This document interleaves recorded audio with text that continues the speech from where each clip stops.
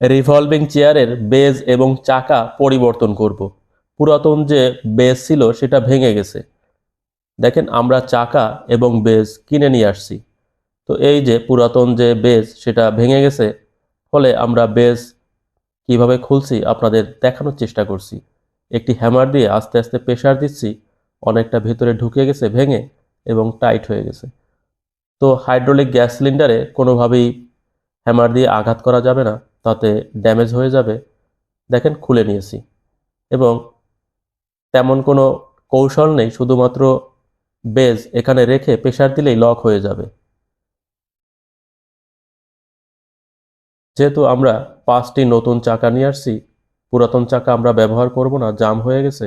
দেখেন চাকাগুলো কিভাবে ফিটিং করতে হয়, ওই যে একটি ক্লিপ রয়েছে, এভাবে রেখে আমরা প্রেসার দিলেই লক হয়ে যাবে। বুশের ভিতরে ঢুকিয়ে চাপ দিলেই মূলত ক্লিপ লক হয়ে যাবে। এই যে প্রেসার দিচ্ছি, দেখেন 2 হাত ব্যবহার করে প্রেসার দিচ্ছি, লক হয়ে যাচ্ছে। এতটুকু লক হলেই চলবে, যখন চেয়ারটি ব্যবহার করা হবে তখন সম্পূর্ণভাবে লক হয়ে যাবে, আর খুলবে না।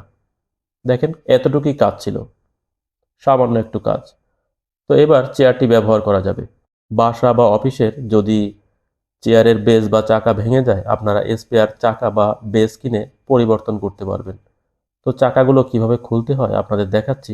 ওই যে ক্লিপ দেখিয়েছিলাম, ওই ক্লিপের সাথে লিভারের মতো প্রেসার দিলেই উঠে যাবে।